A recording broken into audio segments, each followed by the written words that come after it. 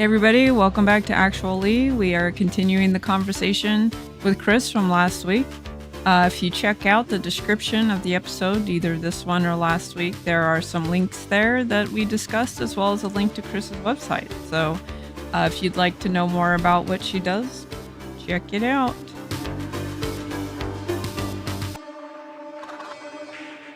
I will say, one where the dub is really good is Delicious in Dungeon, which just wrapped up its first season on Netflix.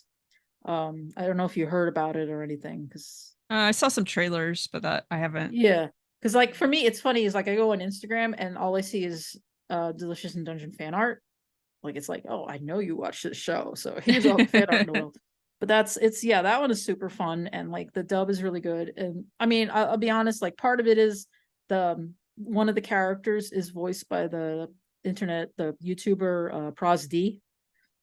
I forgot what's his name, Sunwan. God, what's his last name? I'm terrible at remembering people's full names, but Pros D is doing the voice of the dwarf, and it's really good. Like you can hear it. Just like he's a good voice actor. Like good for him for taking his YouTube stuff and being able to bring it in other places. Yeah. But it is a really good show. Actually, I will say I will recommend it to you on this. Was that? I mean, do you know the premise of the show based on the trailers or whatever?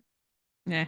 So there's the premise versus the actual plot. Like the premise is that there's this group of adventurers like D&D-esque who they suffer a terrible defeat. They lose one of their members. She gets eaten by a dragon. So her brother, who's also in the party, wants to go back and get her before she's digested. And the thing is though, is they're like, well, we have to go in there quickly, like how do we do that? We can't, we can't carry all the supplies. And he's like, well, let's not carry the supplies, let's just eat what we kill. So it's all about killing these monsters and eating them. And they do it, it's like the most Food Network thing possible. They show you them cutting it and frying. They'll explain the steps to cooking it. Like they cook it just like you would cook anything else. Like, well, this is an aquine monster, so we'll cook them like they're a fish, right? Or this is a giant bug, so maybe it's like a lobster. So they go into the details of it.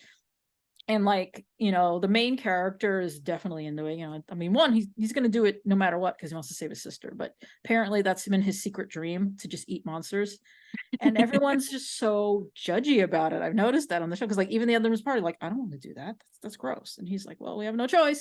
And every time he sees a new monster, he gets all excited. And I know one of the later episodes, the plot finally starts to kick in. It's more about, it's about more than just saving his sister. Like, I don't want to spoil it. It is weird when you finally get to that moment. You're like, wait, what? I thought this was the cute show about just killing mushrooms, or whatever. But there is one episode, and I think it kind of narrowed like what people's problem with this man, because everyone's so mean to him. And I'm like, I don't get it. And then like he's having an argument with the guy. The guy's like, I don't like you. Why didn't you just say so? I dropped every hint and you didn't pick up what I was putting down. Why can't you be like a normal human being? And it's like, wait, is Laios, the main character, is he autistic? Like he feels autistic. Yeah. Like when you start looking at it, he's got hyper like interest and stuff. And he's not great at reading social cues, but he's still like a genuinely nice person, like a good human being. Like I like him. Yeah. But I think like a lot of people were like, yeah, I feel I relate to him because he does feel like he's probably autistic. I also say his sister probably is too. I won't, because whenever they show her, and she also seems kind of like not quite there. I'm not saying anything bad about autistic people. I'm just saying like, no.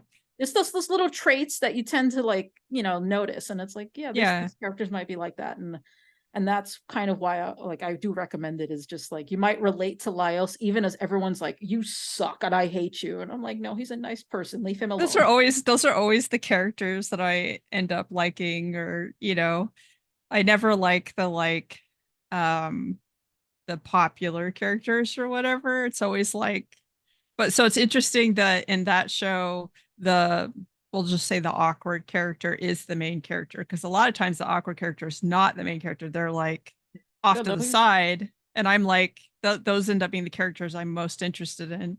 Yeah, I would say, again, not to give too much away about the plot, like the actual story and all that stuff that's going on, but they're like when they learn more about the dungeon, like it's self-repairing in a lot of ways.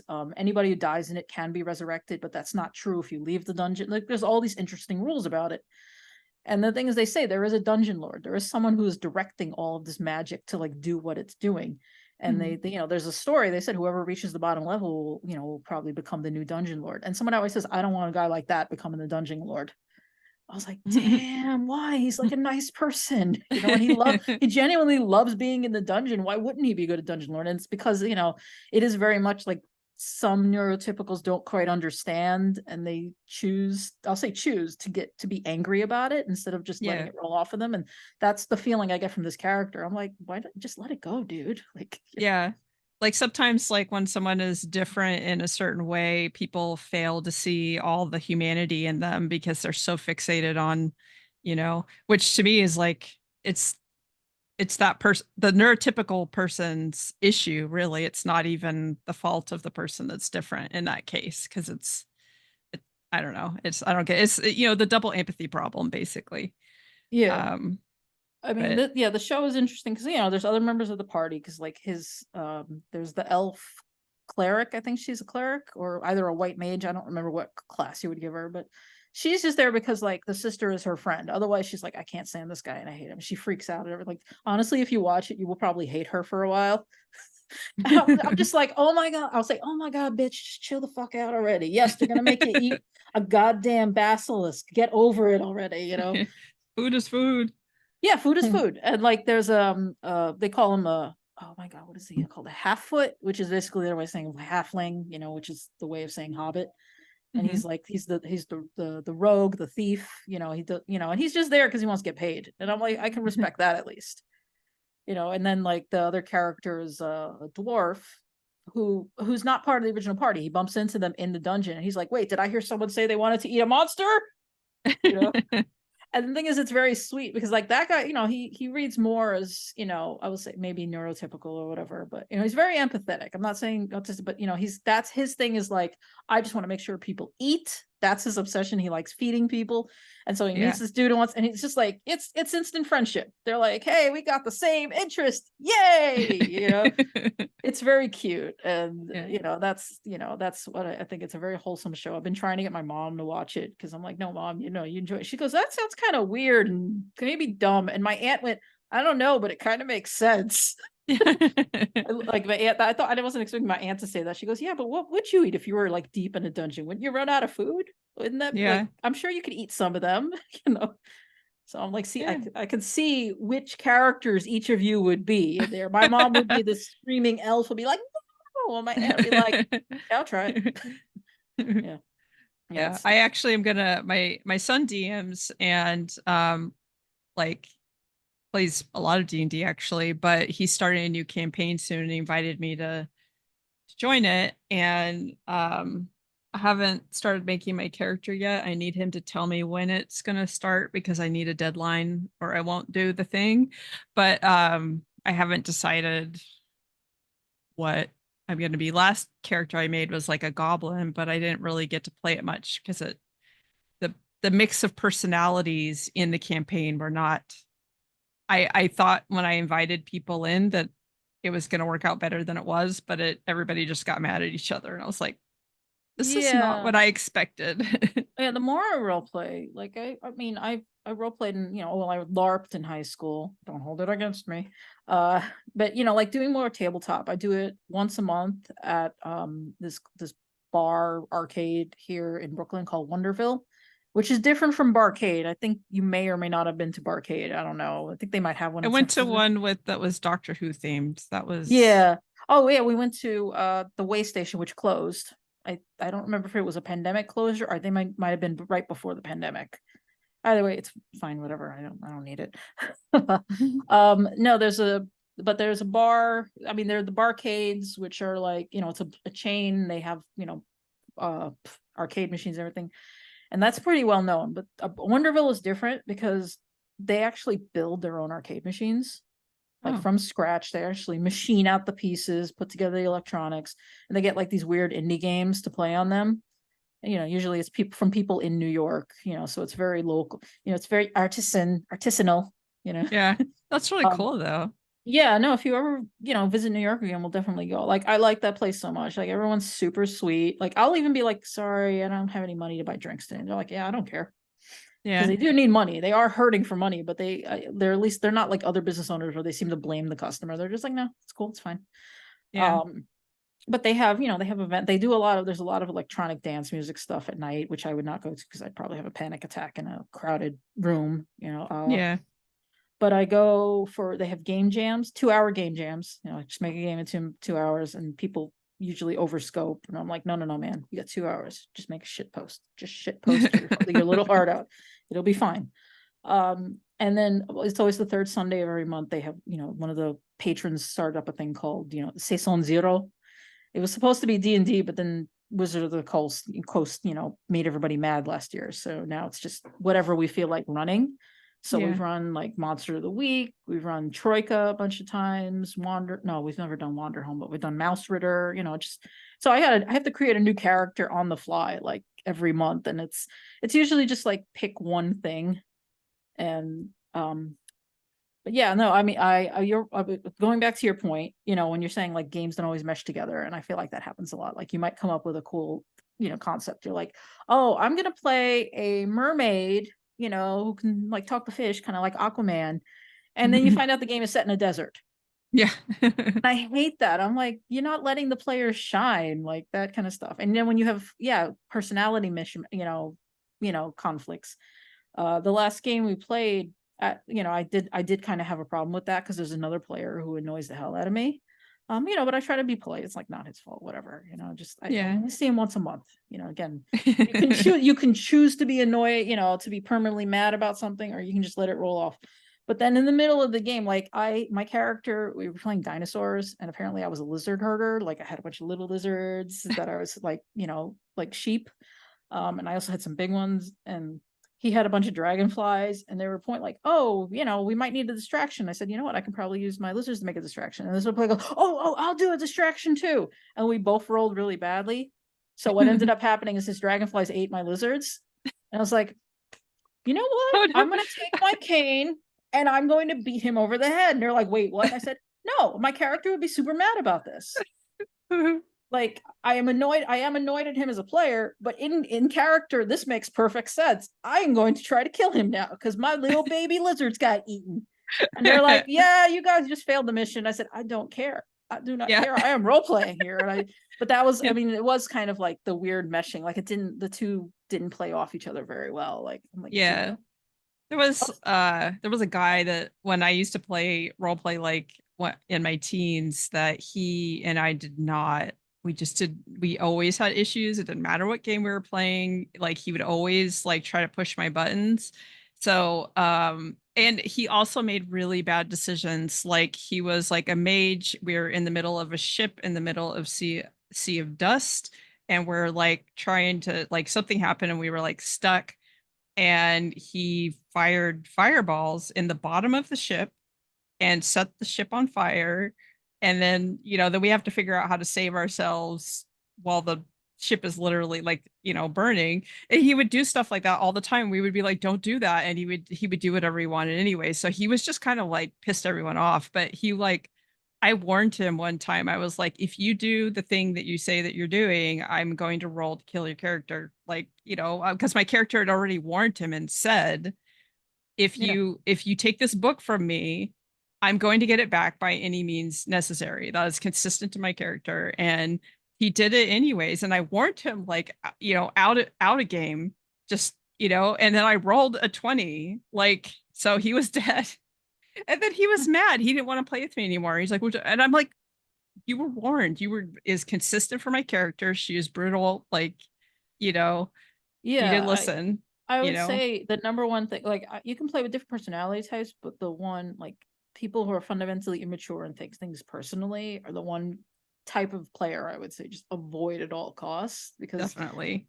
Yeah. What you just said reminded me, like, again, we also have not the Wonderville group, but my friends and I have a D&D group that's been going on since I think 2016 at this point. We've had 3 DMs, and over the pandemic, our original DM came back. Like he had a kid, so that was taking up a lot of his time. And I'm like, that's fair. We're not going to complain about that. Yeah. But he came back, and the thing is, we still have trouble scheduling because it's not even the kid anymore. It's like, oh, it's work. And we're like, okay, that's fair. And it's like, oh, my dad's sick. And we're like, okay, that's fair. But I will say that say this, that he also is with the SCA, so he does a lot of SCA stuff. So yeah, Austin, if you're listening to this, I don't hate you, but I do know you love the SCA more than you love us, and it hurts my feelings. Like that's the only thing that really bothers me about I that. But forgot about the SCA. That was like I remember when I was a yeah, teen, like that was just so many people I knew were in it, and I felt like it was really big then. I don't maybe it still is now, and I it's just not. still, I think it sort of still is. I mean, but mind you, I could be just skewed because I'm friends with this guy, and and friended, Facebook friended to his wife, and so I see their post all the time, so it kind of inflates it in my mind, I guess. Yeah. But so we got, we're playing this campaign. We haven't played in a while because his father had cancer. I think he's doing better now, so yay. Yay. But we were, one of the things that happened in the game was that, like, we had a bunch of horses and we were climbing a hill, and I was just like, my character's a sorcerer, and I'm like, this is taking too long. I use levitate on my horse, and I levitate at the top of the hill. So like, I'm just waiting for the rest of the players to catch up. And apparently, one of the players, my friend David, gets into an argument with his horse and lights it on fire. It's like a lightning bolt, and he killed the horse, which made all the rest of the horses run off, including mine, which pissed me off. I was like, come on, man, I treated my horse well. What the hell is this bullshit?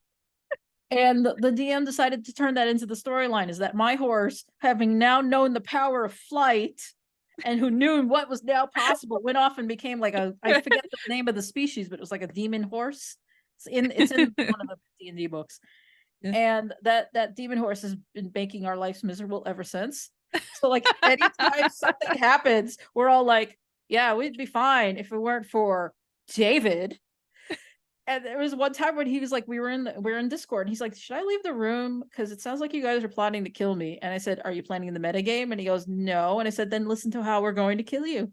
I mean, he's still alive in the game, shockingly enough, but we're like, even like Ian especially hates the character. Like, I mean, that's what I respect about the player. My friend David is like, he knows we don't hate him.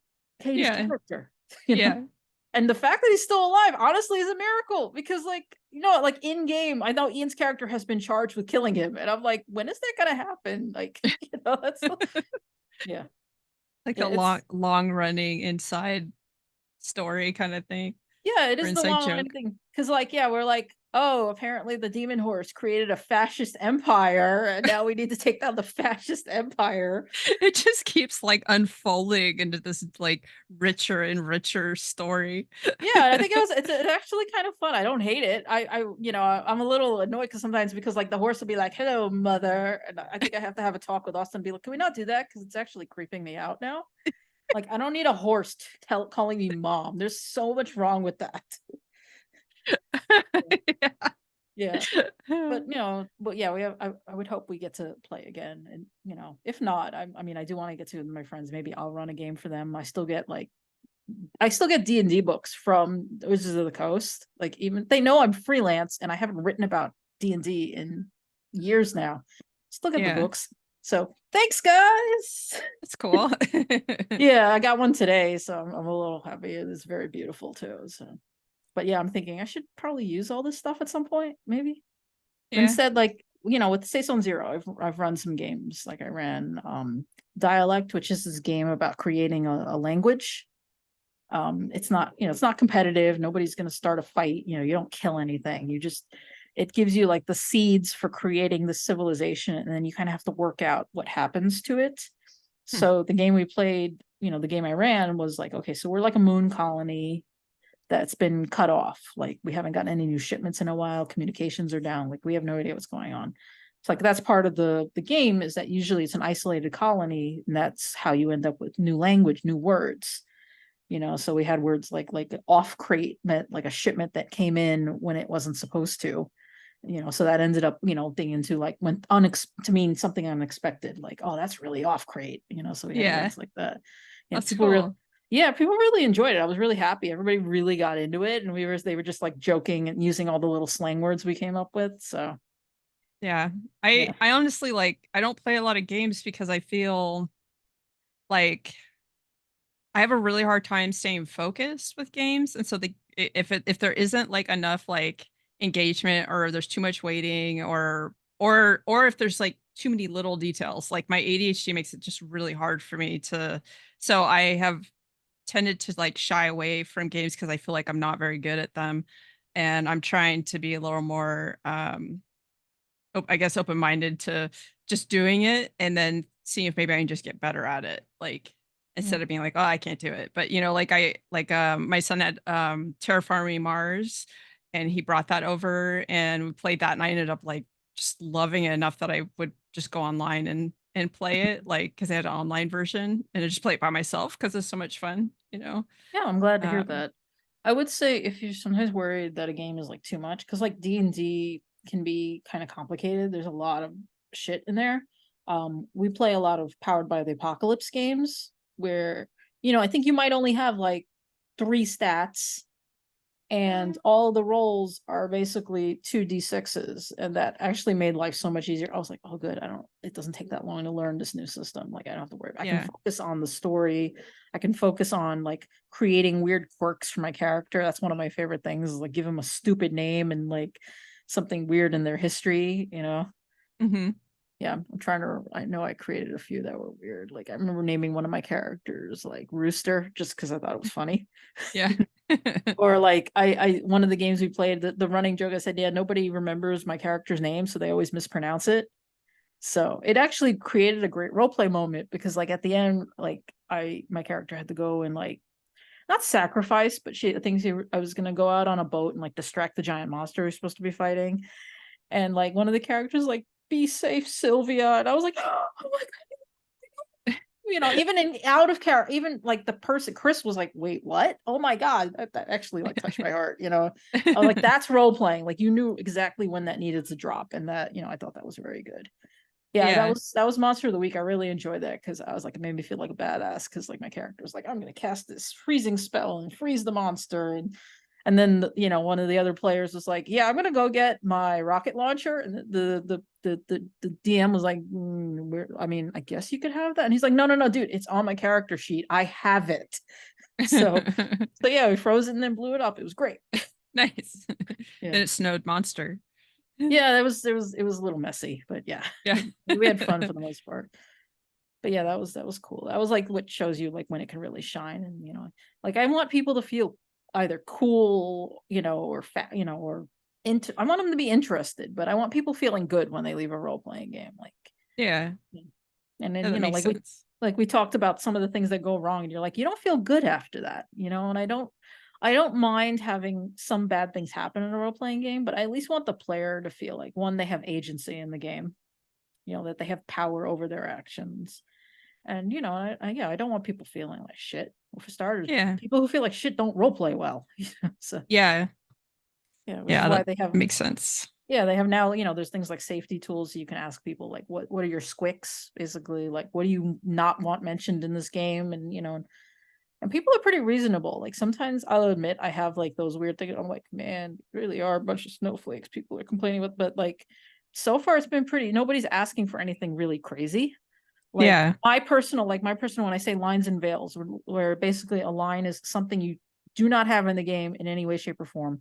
Veil just means something that can be referred to, but it's never going to be shown on screen. And I was just like, for me, the lines and veils, my line would be like child molestation. And then my veil is rape. Like if people want to put it in their backstory, that's up to them. But I don't need it actively in the game. Yeah. So I So was literally the exact same ones for me. Like that was yeah. what was in my brain when you said them. That would, Yeah. I honestly, it would be really hard for me to play with somebody that was like wanted to role play doing those things. I just, it's Yeah, I not, mean, it's, because yeah, no, that's weird. I mean, because I'll admit, like sometimes people do want to be a little bad. Like I know when I played Root, and I was like, yeah, I want to be a racist blue jay. Are we cool with that? Like nobody objected to it. And it was mostly the point. Like for me, it's not like I like being racist. It's like for me, it was more about the journey the character takes. So yeah. like I was a blue jay, and there was a crow in the party, and I was like, oh, fucking gross. But by Yeah. the end, I'm like, you ain't bad, dude. You cool. Yeah. So like that's for me, that's what that's about. Like it's not about doing bad things. Like and there are certain acts that, doesn't really feel like you could really redeem yourself from. Yeah. Yeah. Agreed. There, Yeah, Yeah. I thought like if I couldn't, I don't know if I would ever be like a good actor because it's really hard for me to like do untruths. But like, so when I'm watching like a show or whatever, and the actor is playing somebody who's just really nasty, like racist or just mean or whatever, it's always so kind of impressive to me because um I would just feel awful. And I also wonder how often after like these really difficult like scenes where someone's really shitty, they have to be like, I'm sorry to the other person Yeah. because they feel bad for what they were acting. I did see, I don't remember what comedian it was. It was a black comedian was talking about how Leonardo DiCaprio was a true ally, a true white ally. Because they said whenever you have these like stories about like black history, specifically about like slavery or like Jim Crow or like discrimination in general, there always has to be like a white person who's the bad guy. And like that's not easy if you're like a nice person who's genuinely not a jerk, like, but you have to play this horrible person. And they're like, Leonardo DiCaprio is like, he is the goat when it comes to that, because Django Unchained, he has played this absolutely vile person and say the N-word in front of Samuel L. Jackson. That was the joke. He's just like, nobody gets away with saying the N-word in front of, but Leonardo DiCaprio did because and like that, Yeah. like I do admire. It does bug me that he wins for what was it, the fucking bear movie, The Revenant, because he ate a heart as opposed to like playing a vile racist. I thought that was a more interesting role for him. And also, Braver, like, yeah, I do wonder if he feels bad about it. I don't know. He did a good job. So Yeah. yeah. Yeah. But yeah, It's I love that idea of the white ally who has to play the vile racist. I'm like, yeah. damn. Yeah, I mean, yeah, it's like I can't imagine saying. I don't think I could say the N word honestly. If I had to say it on screen, I'm always like, because I always have to psych myself up. If yes, I just admit it. Sometimes I say it, but it is not like I don't aim. It's not aimed at people. It's not really. It's just an it's a it, academic discussion. You know. yeah, yeah, it's in context of something there. I feel weird even just saying the N-word. It's just saying literally the N-word. It's Yeah, like it's because weird. Yeah. it's not a word that's in my vocabulary. It never Yeah. has been. It Yeah, well, that actually was the context of when I said I was talking to my brother about how there was a streamer. It might have been PewDiePie, I don't remember, but they said that N word on stream, and they were like, "Oh, it was an accident," because I was like, I got surprised and I was angry and everything. And I'm like, yeah, but for that to happen, it has to be in your vocabulary in the first place. Like yeah. for me, it's not my vocabulary. Again, I have to think about it. I have to psych myself up. I was talking to my Yeah. brother, so I said it, and my brother nearly crashed the car. It's like, oh my god, you even added the R, and I'm like, I'm just making a point here. It's like it's hard for like most, like I would say most decent white people. Like it's not in their vocabulary. Yeah. Yeah. And if Yeah. it is, you got to think about. You should rethink your that a little bit. You know. Yep. Yeah, I grew up around like a lot of like racial slurs and stuff, but that one did not make the cut at all. Like I'm not sure why, because I feel like some of the other ones I grew up around were just as bad. But none of those words are in my vocabulary either. Like even as a kid, I knew what they meant, but they always made me uncomfortable. Like my brother used them and I actually threatened to throw him out of my car, like slammed on the brake. Like he said he said a like racial slur for Jewish people or something, and I was just like slant just The K one. yeah. And I Okay. was just like, I'm like, if you do that again, you're get the fuck out of my car. Like my son was like a year old or something. He said it in front of him, and I was just like, you will not again. Yeah. Period. Like, I'm like, you can think whatever you want, but I don't want to hear it. And that was it. Like after that, he didn't, use that stuff around me. But it was just I was so mad. Um, Yeah, no, I mean, I generally, yeah, I don't really know people who use racial slurs, though I do occasionally meet people who slip on, I'm just gonna say it, gypsy, like, mhm. which I will say is an interesting word to me because I know it comes from like people who used to think that Roma were from Egypt. They are not. So it's like offensive on multiple levels, like one because of the connotations, but also because like that's not where they're from. They're from India, Yeah. which again is fascinating to me. It's like a bunch of Asians just showed up in Europe and became like an essential part of the culture, but like to be honest, a hated part of the culture, which is sad. Um, yeah, no, like the whole "you do not do this." I mean, you did make me think of like sometimes I have to have that conversation with my father. who will Hmm. say like, why can't I say the N-word? And I'm like, well, the fact that you won't even say it now, like, should tell you everything there. She's like, why is it Yeah. okay to say, when they say, why is it okay to say cracker, but not the N-word? And I'm like, well, right there. If one of the, if which word is worse? The one that you won't say, maybe? I mean, of course, we just respond like, well, why do you want to say it? Like, do you Yeah. have the opportunity to say it? Uh, well, my dad, I don't hear him drop too many words. I mean, like he's being a little more careful now that there's the kid around. Yeah. But there will be times like I remember him when Obama was president, and it was like, yeah, I'm getting so tired of this birther crap. Where they're like, oh, Obama wasn't born here. My father goes, well, but and I'm like, do not even. This might not even be my house, but I will throw you out of this house if you even don't give me that racist bullshit, Dad. Like I just shut him down, and I Yeah. think even now my mom would do that. She's like, she's gotten. It's funny how she's gotten way more liberal. Like they're always like, oh, when people get older, they become conservative. I'm like, nope, nope. My mom like she like as my brother says, she just likes to watch anything that hates Trump. So she watches Colbert, she watches the Daily Show, she watches John Oliver, she'll watch, ran clips of other show. Like it's just, I mean, I am proud of her. I feel like she's become a more open person, more loving person than I That's actually. great. That's like the opposite of what you usually hear though. So that's Yeah. awesome, you Yeah, know? like I think, I mean, again, I mean, if she ends up listening to this, I don't know if I'll share it or not, because I'm like, I'm kind of talking about a lot of my friends here, but it's not that bad. Um, but it's like interesting to me when I'll be like, say, hey mom, you should watch this foreign movie with subtitles, and she doesn't really watch stuff with subtitles, but she'll do it now. Like she's a little, again, I am very proud of her. So, I'm very happy about Yeah, that. And I think it's good for the grandkid too, because I'm like, yeah, have a grandma who's actually a little more open-minded. It will be good for her too.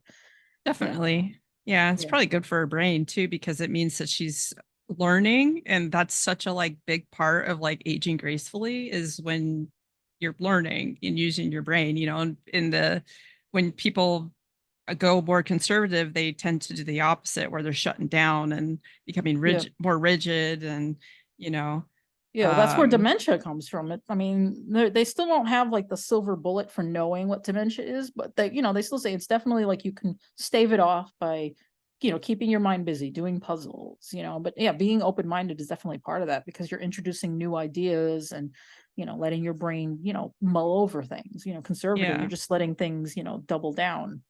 yeah. It's just It's it, running in a loop, it's interesting because dementia, not Alzheimer's, but just like dementia, where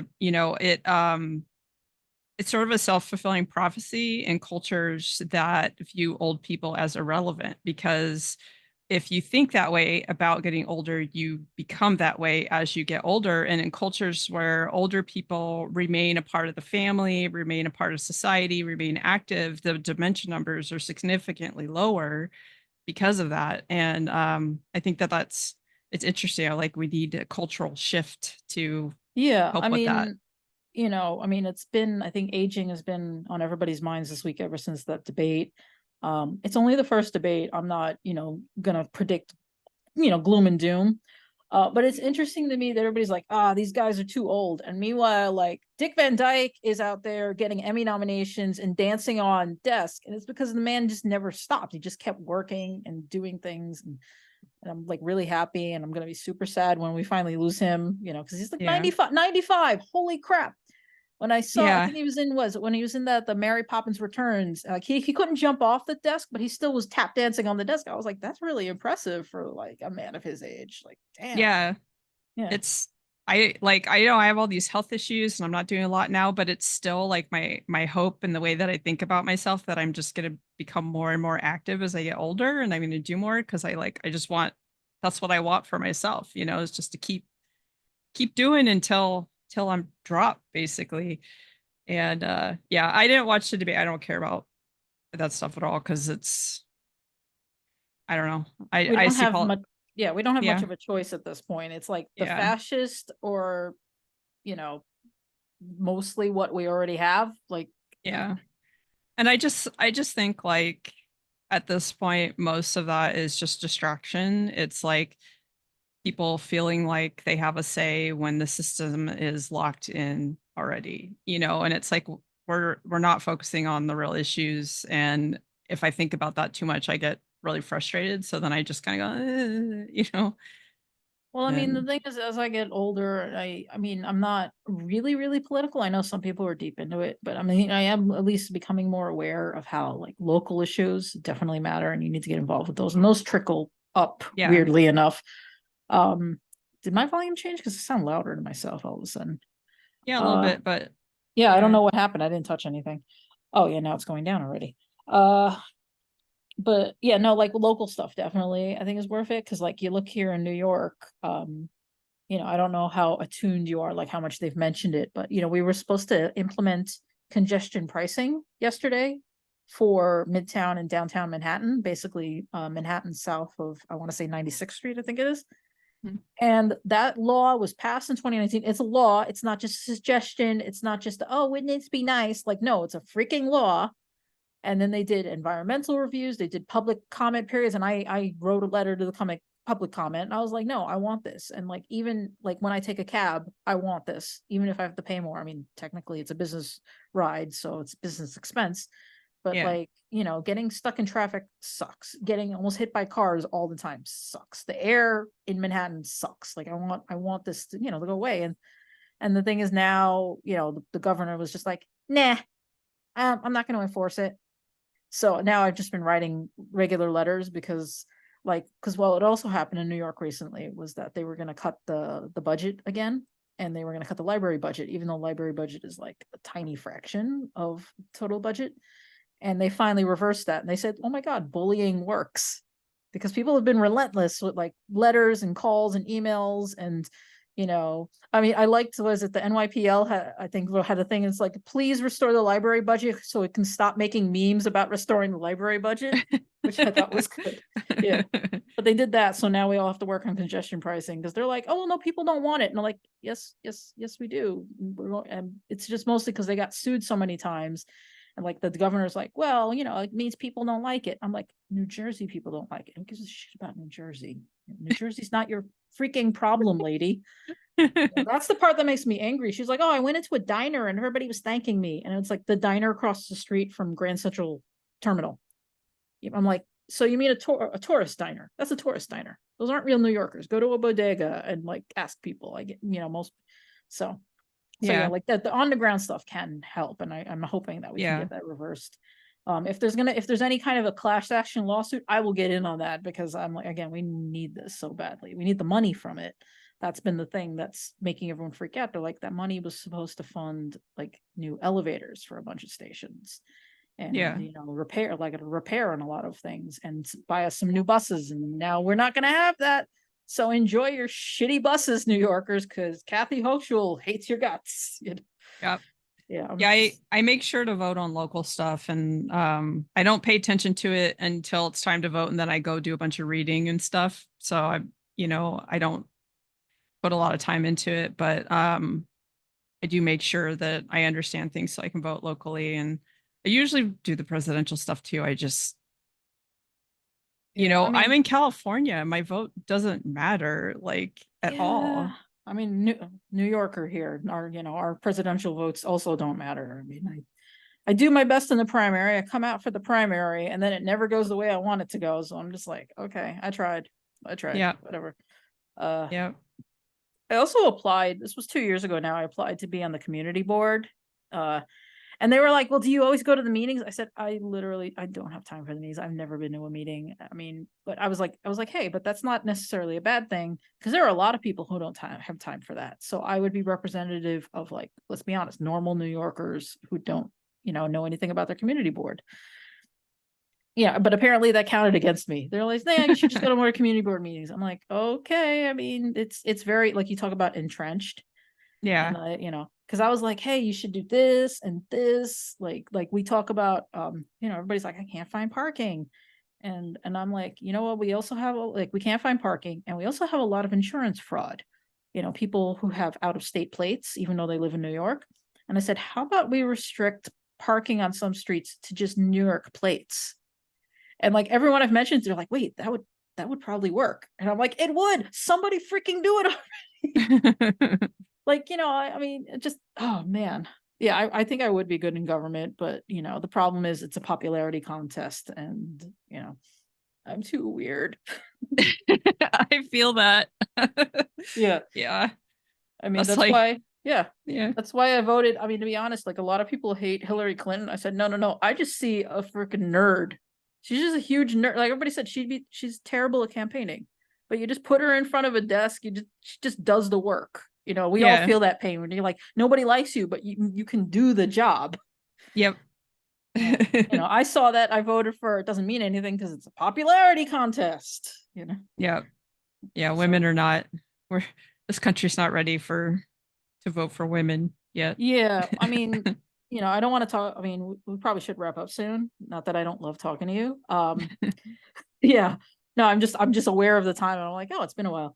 I mean, going back to the debate last week when people were like, well, Biden should step down, and it's like, well, who would step up? Oh, Kamala Harris. And I'm like, this country is not ready for a woman, much less a black woman as president. Yeah. Are you insane? Like, oh my God. The country would implode. We Yeah, I wouldn't mean, be able just to handle it. look at how mad everybody got after Obama. Like Yep. this is just doubling down. What's the word for it? Misogynar. Yeah, I don't know how to pronounce it. I've only seen it in print. Very nerd thing to have. It's basically refers to the fact like the misogyny that is specifically directed at black women, because when it comes to like the grid, they have the fact that they are black and women, like Yeah. combining to make their lives miserable. That's also, I think, where black girl magic comes from, because it's like, man, you have that weighing on you and yet you still do amazing things. Yeah. Like I'll admit I joke with my friends and I said, come on, you have black girl magic, get us, go get us some swag, go get us, go cut that line over there. I Yeah, mean, you can only do, yeah. use it. It's like going to BlizzCon and using my being actually disabled to get my little stickers so that I can cut in line. It's like you Yeah. have all these things that are stacked against you. If there's a perk at all that you can Yeah. utilize, do it. Yeah, no, it always feels weird. Like, I haven't applied yet, but when I applied for Medicaid, so I have Medicaid now, I have health insurance again, yay, and I don't have to pay $600 a month, yay, because that was really Woo. killing me. That Yeah. is like, I mean, again, I'm doing some freelance work, but it's not like quite covering my expenses. So, and I have money, I can cover my rent, I'll be fine. But like that $600 was just, it was like, and now I'm like, Medicaid can take care of it. But when I applied for the Medicaid, it was like, oh, you might, be eligible for SNAP. And I'm like, food stamps? That feels weird. And, the thing is like coming, I'm like, no, no, no, you can use that. It's fine. Like, if the Yeah. government Yeah. says If you can get it, I can't yeah. get it. They say that my income's too high, even though Oh, I don't get enough to pay rent somewhere here. It's yeah. nuts. But Yeah, I don't yeah, if know. you can get it, it's there. Yeah, You're that might be New York State even, because New York State can be very lenient. I mean, I mean, you would think California would be lenient, but I know the rules are gonna be different, but it was weird. I was like, I looked up how much I would get, and it's like $200 a month. And for a single person, and I'm like, I could buy a lot of cheese. yeah. I'm of the opinion that honestly, I think giving everybody a food, an EBT card, no matter their income, would be great for the economy. Because I'm like, look, Yeah. the poorest people would, they get their basics taken care of. But like, even if you have a little bit of money, that means, buy slightly nicer cheese, try out Yeah. that fancy, try out some vegan food. Like, I think it would be good for the food industry in general, because I think it would make people more adventurous and more willing to just, expand their reach. And, because they're always talking about how farmers and everything are always suffering because of, things like food trends. Yeah. My friend, who works at the Department of Agriculture, was saying that there's like a big health crisis with dairy farmers, because sales are down, they're suffering, they're going bankrupt. And what they're blaming, which I don't know if this is true or not, is the fact that people are drinking less milk because they're drinking a lot more of the milk alternatives like oat milk or Hmm. almond milk. And I'm like, well, the thing is, maybe, if people don't have to make a choice, that would be, much better for the industry as a whole. They could buy both if they wanted to. Yeah. I'll admit, sometimes I buy oat milk, and then it means I can't buy anything else because oat milk is like $6 a carton, or it was Yeah. before inflation. I don't know what it is now. Yeah. I mean, yeah, Yeah, I haven't bought dairy in a very long time because there's no yeah, there's no really good reason for it. I don't need it, like if it yeah. and I don't digest it well anyways. Most people are healthier without it, you know? So that's just like something that I'm like, less is Yeah, not no, not the buy worst thing, but yeah, you buy yeah. what works for you. I mean, I'm not telling you you should be buying dairy. I think I need it more because my nails are always breaking on me. So I think I need to start taking in more calcium, and milk is actually one of the better ways for me. 'Cause I am terrible at doing things like calcium chews. Like I'm not going to remember that stuff. Yeah. Uh, Well, and this yeah, recent studies on supplementing calcium are not good as for long-term health anyways. It's better to get it from your food, like eat broccoli or whatever. yeah, So they're, they're but yeah, like the food, like getting like EBT, like if it was sort of like for everybody, that would be, it's kind of an interesting idea. Like I think that would be cool. But also like the government subsidizes so many different things in the food industry to like make it like more affordable or whatever, making like crappy food more affordable. And if we had like there'd be more people able to eat healthier foods if yeah. they had a little bit more money, you We'd have know? less, I feel like we'd have less food waste because you go to the supermarket and you see a lot of food that's like rotting, or moldy or whatever because nobody can afford it. And like Yeah. the store is gonna wait until they absolutely have to throw it out, which is depressing. Luckily, my local supermarket's a lot cleaner, but my old supermarket, I remember going in during the pandemic and I wanted to buy an onion and all the onions were moldy. And I literally I started bawling in the store. I was so sad. Like I just wanted an onion and I Yeah. like is all the stress I guess hit me. But like even now, I'm like, Yeah. no, that was warranted because onions. You can't eat onions. I like onions. I want to Yeah. eat an onion. you Well, know? and if you go and you need it for something and I mean, it's kind of important for a lot of recipes. So, Yeah, not having it. Plus just, yeah, I don't know. Yeah, yeah. that It would just that would bum sucks. me Like, out too. yeah, no, I mean, like it's hard enough to find sometimes all the ingredients you even want. And again, I think EBT, universal EBT, would be like great for just getting people, food choice and everything. And yeah, they would be more willing to eat vegetables, I think, because vegetables can be really dicey because like if you don't get to them in time, they do start to go bad. So Yeah. I And it's think, not like I try to eat like whole real foods because of the mast cell stuff, and it's not like cheap. I'm always and I'm trying to find ways to make it like easier on me at the same time because like it can be a lot of work to say make like a whole salad all the time, and then like food waste, things go bad really quick, and it's like a whole thing, and just having like a little bit more money just makes it easier. yeah, Yeah. well, you can buy bigger things in bulk is like a big deal. It drives me nuts that like when everybody loves to quote that Terry Pratchett thing about how expensive it is to be poor. Like you could have 5 pairs of shitty boots or 1 pair of good boots. And that's Yeah. something I had to learn. Like when I actually have, well, I mean, I still have money, but like once I started making more money, I had to be like, you can buy the $100 boots, Kris. Like you should do that. Like it's Yeah. okay. It's okay to spend. I think I spent, oh my God, it was a lot of money, like $2,000 on my bed when I got my first apartment, and I still have the bed, I still have the mattress, even it's not even going. And like because I spent the $2,000 going in, well, people who get, if you have to buy like a Casper or a Purple mattress, they only last so long. So Yeah. like that's Yep. again, that's a lot of it. It is the inherent unfairness of poverty. You know. Yeah. And it's in the long run, you spend more money to buy the cheap stuff, but people don't because they're looking at the more immediate. Like I tend to research everything and do my best to like I'll like save up and like or I'll just eat the debt to get the better thing, knowing that in the long run it's worth it. But sometimes it's just not an option, you know? Yeah, I mean, I've talked about like the apartment I'm in now. I've moved apartments. And it's actually pretty affordable. I will brag that I got it off of Street Easy, which is amazing because like I saw an editorial a few weeks ago. It was called "Street Easy is a Mirage," and they're Hmm. talking about how it's like all bullshit listings. And I somehow managed to cut through the bullshit and actually find a valid listing. Like there was some bullshit going on with it.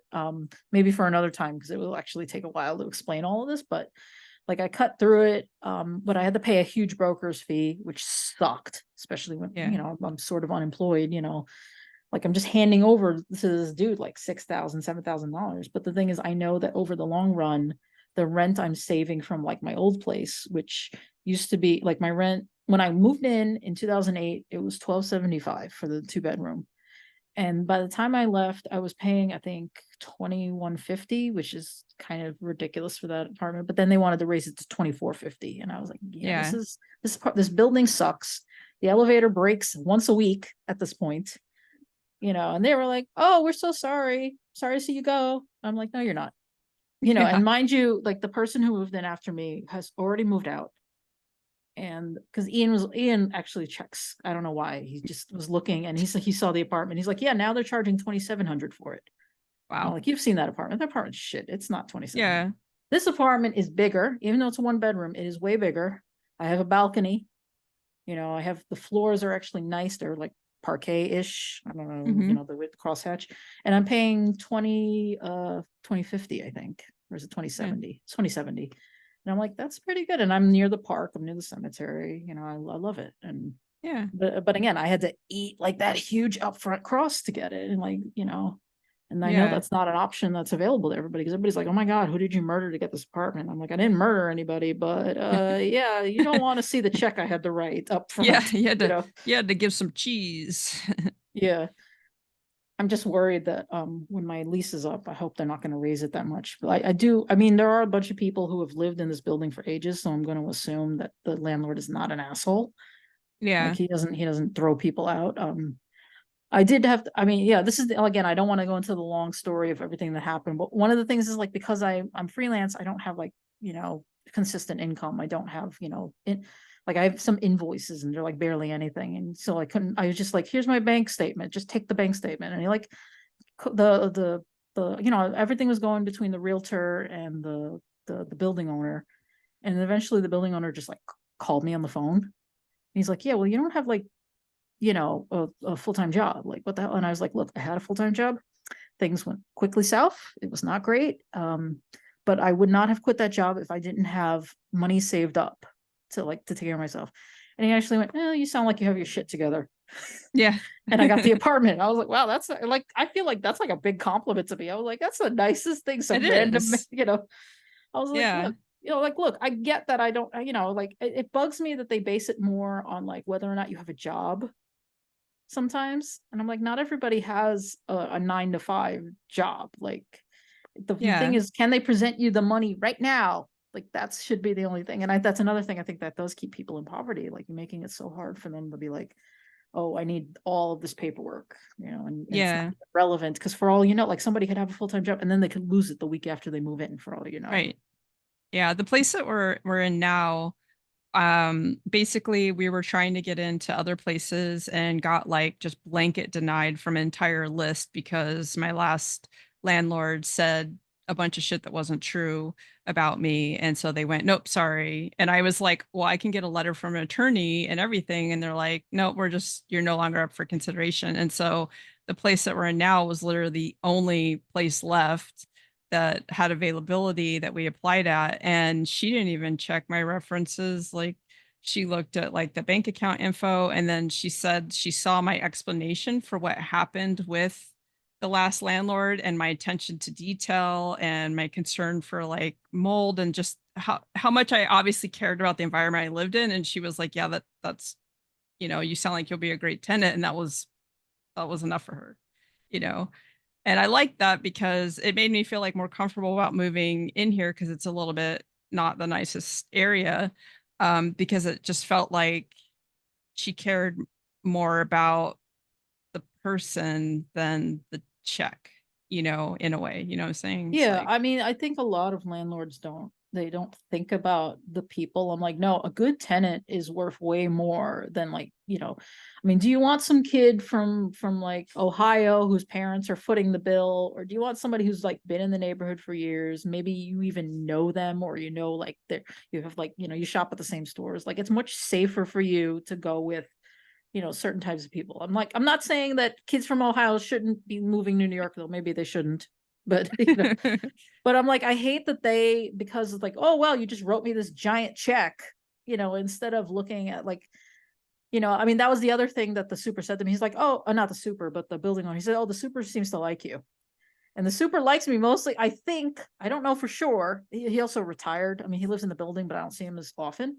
But when he's showing me the apartment, we didn't even get to the apartment, and I'm looking at the hallway, and I was like, oh man, you even contrast painted the molding. And I think he felt seen in that moment. I was impressed because normally, you get the landlord special where they literally just slop paint all over everything.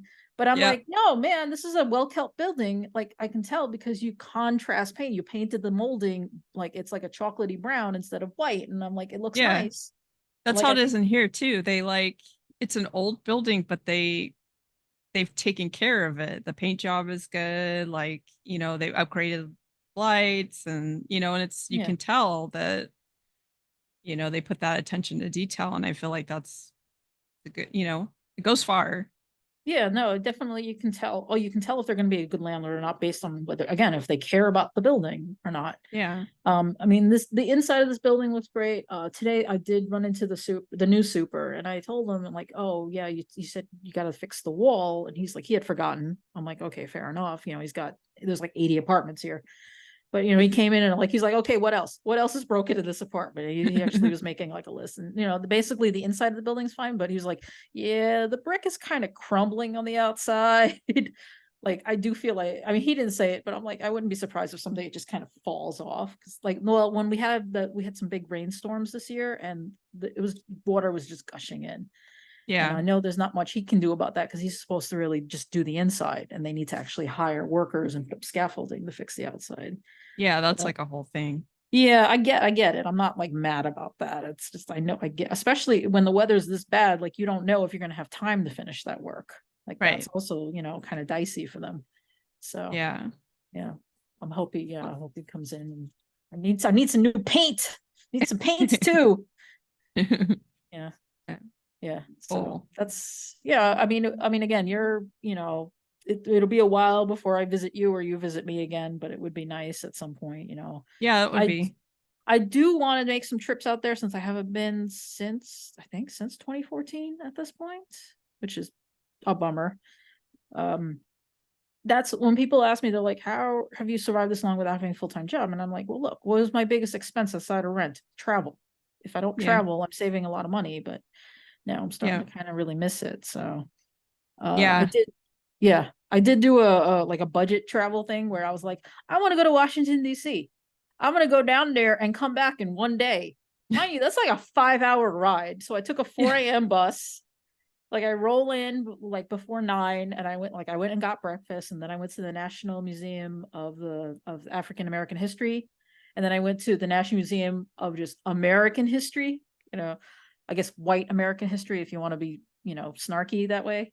And Yeah. then, and then I was like, okay, we're done and let's get on the bus. It was like a 6 p.m. bus, and I just went back, and it was exhausting. And I was like, on the bus, I was like, everything hurts. I never want to do, oh, who's kidding? Oh, you would do this again. Yeah. Because total with the bus fare plus the booking fee was $14. It's not bad. Yeah. I Yeah. was like, it was $5 each way. The booking fee was $4. I was like, you know what? This hurts. You're in horrible, you feel horrible right now, but let's be honest, this is awesome. Yeah. There's a bus you can take to get to like San Diego from up here, but it takes like 20 hours. Ooh. But it can be like $20. And I did it once and I was in so much pain after being on a bus for that long that I was just like, I especially because like if you plan ahead, you can get flights for under $100, like round trip. So it's and that's like 2.5, 3 hours and the entire airport time plus a flight. It's just Yeah. not, but yeah, I'm having issues with my ears, so I can't fly right now. I'm waiting to see the ENT to get that figured out because it's Yeah. like something going on. But after that, I'm hoping, and after I sell the RV, that I can put like a little bit aside to be able to maybe do a couple trips because I do miss like just Yeah, getting no, out you and were seeing always, stuff.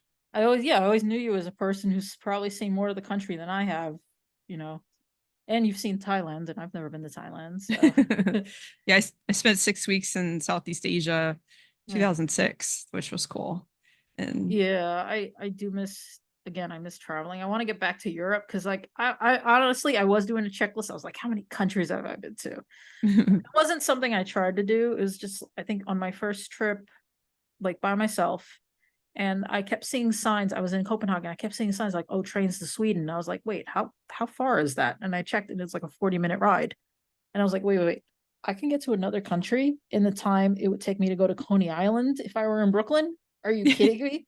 So now I'm like, yeah, I got to get in a fourth country on this trip. And then I did it the next year. I did Ireland, I did Dublin. I'll just name cities instead. Dublin, and then Austria, and then I was like, I took a day trip to Bratislava, and then I went to what was Lisbon, I think was my last stop there. Bratislava is cool. It has the most disgusting train station I've ever been in, and mind you, I'm from New York, but aside from that, it is a beautiful city. Like once you get away from the train station, you get to like the old town. Yeah. I'm sorry if you're from Bratislava and you just got offended. I mean, I'm sure if I had more time, I would have discovered more of the city. But that train station was so dirty. I was like, oh my God, I'm a New Yorker and I don't want to touch anything. So staying in Singapore, it was like you're so close to so many other countries there. It was really cool. So like we would just bounce around on the weekends to like different places, but their train station is like the nicest train Yeah. station. Like just so, and everybody like they get on in a way that makes sense. And I hadn't really had any exposure to train stations in the US yet because I didn't come from an area that had Yeah. train stations. So when I started, like I went to Boston and then even Bart here and the way that people behaved after Singapore being my first exposure, I was like, we're awful. Yeah. I mean, I love, as much as I love the New York subway, there are times when I'm just like, really? Really? Like, come on, we're all in this together. I mean, I think you might have seen my Facebook post when I talked about what I call him, the guardian of the underworld. There's a dude, maybe this will be my sign off. I'm sorry, I'm gonna make everyone grossed out now, but no, so like and I do feel like I'm narking a bit, but honestly, I need to know what this dude's deal is. The southbound platform under Bryant Park, Bryant Park is the park right behind the giant library with the lions in front of it. I would say the New York Public Library, but there's 96 branches of it, but it's specifically the one with the lions in front of it. And the Oh train my God, 96 branches of a library. And that's like, yeah, it's kind of mind, but it gives you a sense of like scope. It's like, whoa. Yeah, mind you, that's only 3 boroughs because that covers Manhattan, the Bronx, and Staten Island. Brooklyn and Queens have their own systems. Brooklyn's has 60 just for Brooklyn, and I think Queens is 66. So many people. Yep. And mind you, there are like I was like, you know what, we honestly could stand to have a few more. Like there are areas that I feel like are underserved even now. But so yeah, the station underneath the library and the park, that where the BDFM and the 7 stop. And now I live on the F line, so I take that train a lot now. And the southbound platform, if I'm at the very front, I'm always at the very front because that's where the exit is that's close to my apartment. And usually on the weekends, but occasionally in the weekdays, but always on the weekends, there's a dude sitting in a little like patio chair, one of those little green foldy chairs. He's just looking at his phone. It's usually plugged in, and he's just there all day. And I wouldn't think anything of it, like, oh, well, maybe he's waiting for a specific train or whatever. Until one day when I walked down there and he was like bending, I don't know how you say, seated over the track, like he was squatting over the tracks with trowels down. Man was taking a shit. Yeah. Yep. Man was taking a shit. And I'm like, okay, what are you doing? What are you doing there that is so important that you can't just go upstairs and use the regular bathroom? Because there is a bathroom in that station. And mind you, if you even leave the station, the park has its own bathroom that even has like bathroom attendants.